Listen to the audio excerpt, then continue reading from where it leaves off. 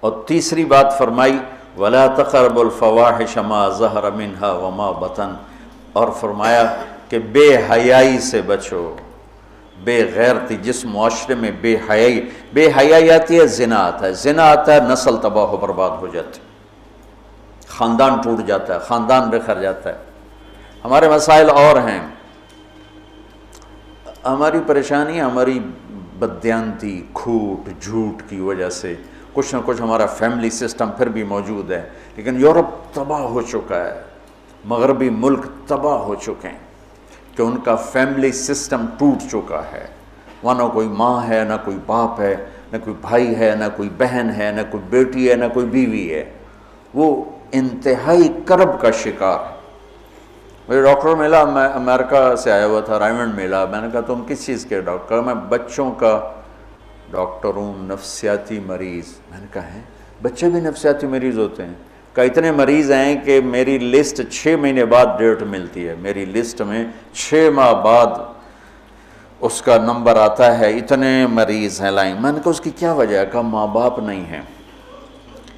باپ تو ہوتا ہی نہیں ہے، بوائے فرینڈ ہے، جب وہ حمل ہوتا ہے وہ چھوڑ کے بھاگ جاتا، وہ کسی اور لڑکی کو لے لیتا، اکیلی لڑکی بچہ جانتی ہے، پھر اس نے جاب کرنی ہے، اپنا گھر چلانا ہے، تو بچوں کو چھوڑتی ہے، وہاں وہ کیئرنگ بنے ہوئے ہیں ہاؤس، جہاں یہ پورا کاروبار ہے کہ بچوں کو وہاں چھوڑ کے چلے جاؤ، وہاں بچے کے پاس ماں نہیں ہے، باپ نہیں ہے، بہن نہیں ہے، بھائی نہیں ہے، وہ آنکھ کھولتا ہے تو ایک غیر مانوس ماحول میں ہوتا ہے۔ کہ ہم وہاں جہاں یہ بیبی کیئرنگ بنے ہوئے ہیں سینٹر، وہاں دیواروں کے اوپر فوم لگا ہوا ہے، چونکہ بچے ٹکرے مارتے ہیں دیواروں میں، اپنا سر پھاڑ لیتے، تو وہ ہم سے زیادہ تباہ معاشرہ ہے کہ وہاں بوڑھے کی زندگی نہیں ہے، جوان کی زندگی نہیں ہے، عورت کی زندگی نہیں ہے، مرد کی زندگی نہیں ہے، اور یہ وہ یہاں تک پہنچے بے حیائی، عورت کو ننگا کیا تباہ ہو کے، عورت کو مرد کے ساتھ بٹھایا تباہ ہو کے۔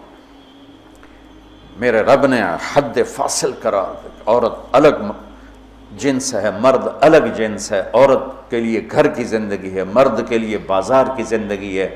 جب تم بڑے دانشور بنو گے اور ایک ڈیسک پہ ان کو بٹھاؤ گے تو بے حیائی، آج کی یونیورسٹیوں میں جو کھلم کھلا، میں زبان سے کیسے کہوں،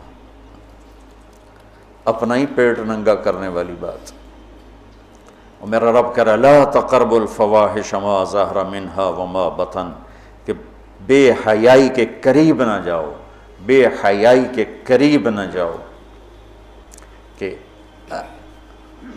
اچھا، یعنی زنا کے بارے میں اجل لا تقربوا الزنا، یہ نہیں کہا کہ لا تزنوا، زنا نہ کرو، کہا لا تقربوا، زنا کے قریب نہ جاؤ۔ قریب جانے کا کیا مطلب ہے؟ بے پردگی، آوارگی، مکس گیدرنگ، عورتوں کے چھوٹے کپڑے، اور اب جسم کو ننگا کرنا، نمائش کرنا۔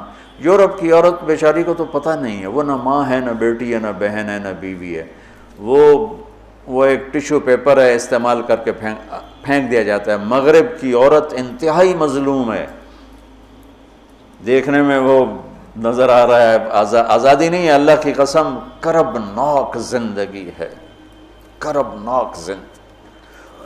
اس لڑکی کا کیا حل ہوگا جو 11 سال کی عمر میں اپنا خاوند ڈھونڈنا شروع کرے اور 20 نوجوان اسے استعمال کر کے پھینکتے چلے جائیں، اس کی کیا زندگی ہوگی؟ اور اس نوجوان کی کیا زندگی ہو جو بیوی کی تلاش میں دھکے کھا مر جائے اور اسے کوئی وفادار لڑکی نہ ملے۔ عورت کو شوہر نہیں ملتا، مرد کو بیوی نہیں ملتی، تو اس لیے وہاں کی نسل گھٹ گئی ہے۔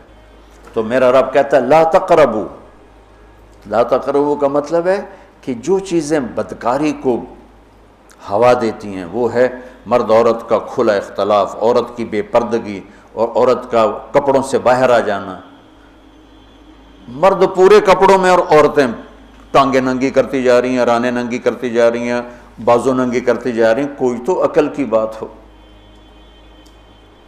یہ شیطان نے عورت کو الٹے راستے پہ چلایا اور اس نے اپنی عزت بھی گنوا دی، عصمت بھی گنوا دی، اور اپنا مقام اور مرتبہ بھی گنوا دی۔ تو شرک نہ کرو، والدین کے ساتھ احسان کرو، اور فرمایا بے حیا نہ بنو، بے حیا نہ بنو، بے غیرت نہ بنو۔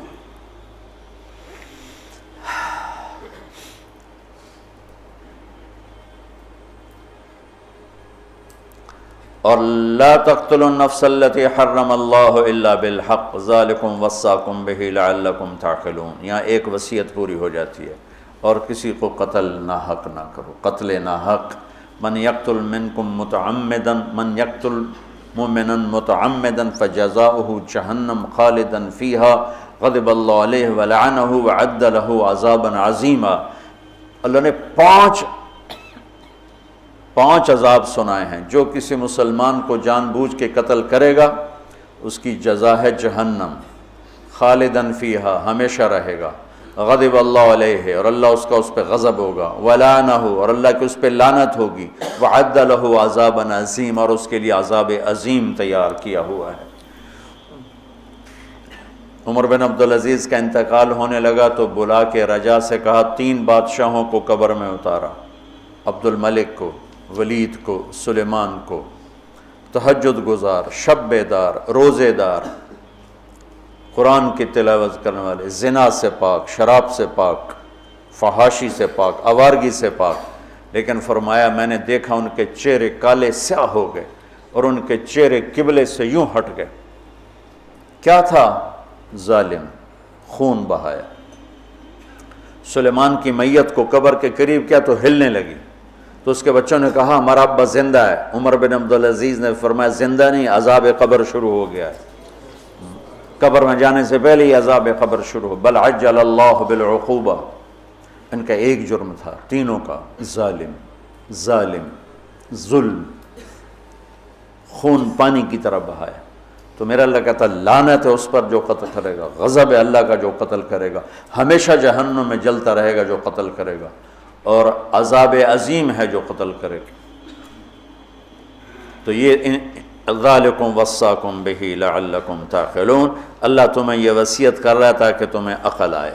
فرما عداوتوں کو دور فرما، جو صاحب اولاد نہیں ان کی جھولیوں کو اولاد سے بھر دے، نیک و صالح عطا فرما، جن کو دیے ہیں ان کو آنکھوں کی ٹھنڈک بنا، جن کے بچے بچیاں جوان ہیں ان کے نیک رشتے مقدر فرما، جو مقروض ہیں تنگ دست ہیں ان کی تنگیاں دور فرما۔